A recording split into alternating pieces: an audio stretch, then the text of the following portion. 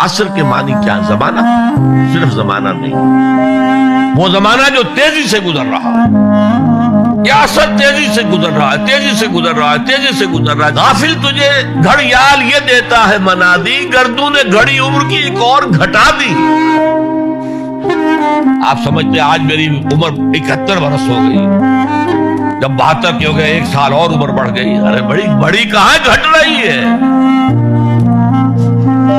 अगर 80 बरस तुम्हारी उम्र कुल होनी है तो 1 साल और घट गया, अगले साल 1 और घट जाएगा। तो ये उम्र बढ़ नहीं रही, घट रही। गाफिल तुझे घड़ियाल ये देता है मनादी, गर्दू ने घड़ी उम्र की एक और।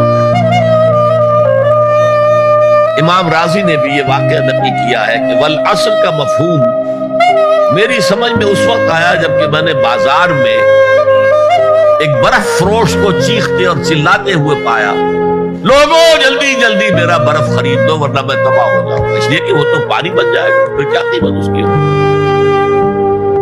इसी तरह ये उम्र जो है उस बर्फ की तरह पिघल रही है, जा रही है।